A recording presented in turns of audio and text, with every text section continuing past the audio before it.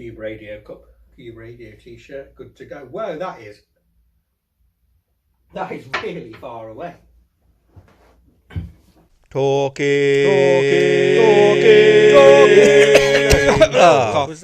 Cough.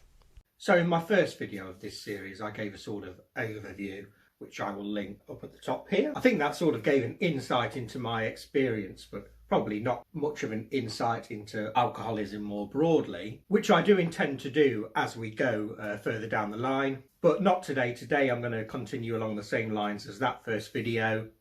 And my plan was to talk about my worst experience. I'm going to make it my worst experiences or issues. So I guess the first one, in terms of just pure drinking, I did mention in the first video. So I had 8 full days off work coming up. I was finishing on a Friday at 5 p.m. and I wasn't in until the following Sunday.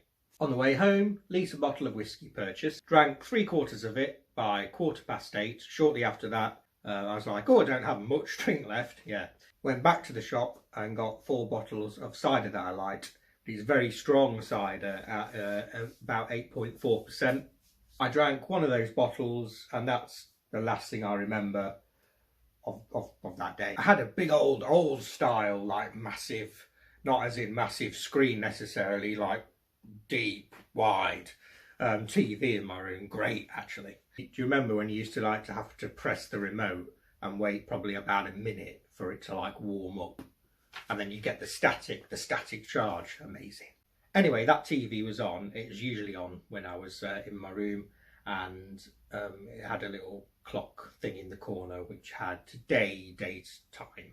I woke up, saw it was 2 a.m, felt a bit worse for wear, obviously. I sort of, rolled over again, like intent on just passing out. I think I wondered about drink though, so probably about having some more. So I had a look. I can't quite remember what I noticed first, but I gradually, over the space, I don't know, of an hour or so, noticed a few things. But all in all, I polished the litre of whiskey off and the 4 bottles of cider. But there was another litre bottle of whiskey about halfway, 4 empty cans of cider also, and a 2-litre bottle of cider discarded empty. I was a bit confused by this because I thought, well, I did go out and buy those, the 4 bottles of cider, but I'm sure I didn't get the rest of that. Bear in mind, by the way, I'm worse for wear, drunk. I'm not quite thinking this clearly as I'm expressing it here. I'm having these thoughts through a sort of haze of confusion. So I'm pretty sure I didn't get the rest. It would have been too difficult to carry. I remember I did reason that, but that means I'd have had to go out again. And it was after 8:15 that I left the last time, and the shop closes at 10. 10-minute walk there, 10-minute walk back. In fact, about 11 minutes, I think. So 5-10 minutes there, 25 to 30 minutes all round journey. So earliest estimate time back 8:45, but that's the earliest. And I didn't down it. I remembered that. I had that 1 bottle of cider. I remember drinking that, finishing it, but I didn't gulp it down like I had the whiskey. So the timings weren't impossible, but I just didn't see it as likely.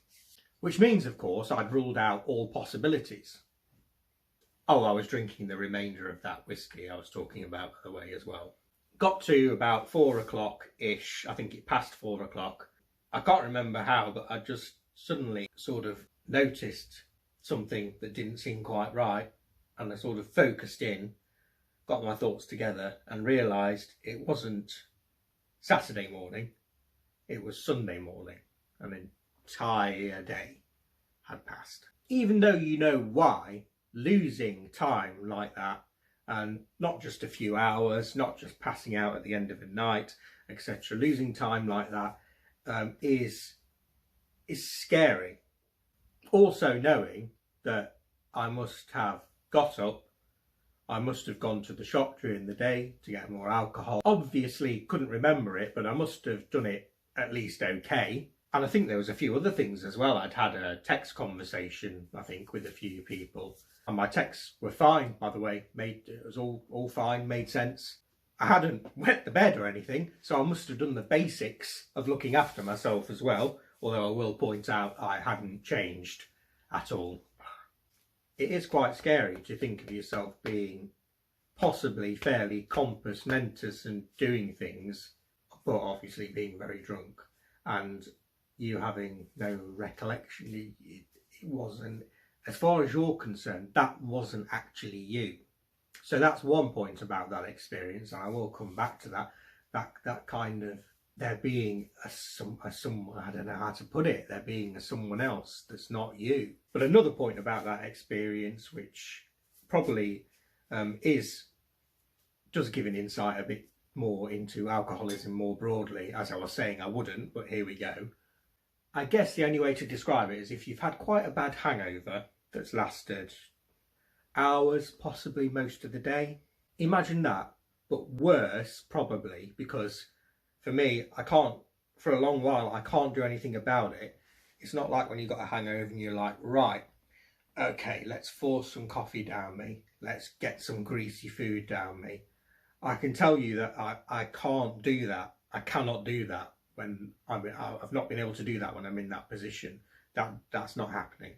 But also imagine it lasting for days. So if you ever experience someone else in this position, you try to bear in mind that the recovery isn't like they stopped drinking and now there's a gradual getting better gradually kind of thing. Doesn't work like that. They will first get a lot worse before they start to get better.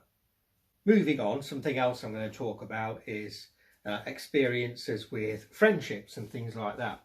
And the reason I'm going to do that is because maybe there might be someone you know, and it might just, you might remember this and maybe think a little differently about them and what's happening between you or whatever, maybe. One, I'm not going to go into the setting or anything like that or name anyone. Also, the actual incident, I don't remember. I don't remember it. I know I was drunk, and I know, or I knew eventually, that I got very nasty verbally. Now again, talking about that someone who isn't you, that's really not me. So it's like a switch flicks and you're someone else. You can never remember it. You really are, it really is a different brain. I don't know. I know some people say, oh, the honest person, the truth always comes out when they're drunk. Beware of that thought, because I know where it comes from, but it's definitely not entirely true. I think you struggle to have the capacity to lie or to make things up and continue that lie, cover up that lie and continue, like, you don't have that kind of reasoning power, that kind of intelligence at your disposal when you've had drink quite a lot, especially if you've had quite a lot of drink. So that's where that comes from, and that's probably true, but that doesn't necessarily mean that is really what they think or that is actually how they are. That's, yeah, no, don't, I wouldn't subscribe to that theory. More like, for me, something deep is probably surfacing, if you see what I mean. Some trouble or maybe even actual anger, I don't know, is kind of surfacing. And in this case, that person just happened to be there while it was happening. And something I remember, I was very drunk, I had a text conversation with them. Didn't remember it.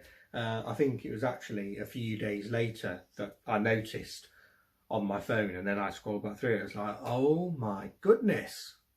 Probably if they thought that I was drunk, it may have been different, but the text didn't read that way. They were completely coherent, well written.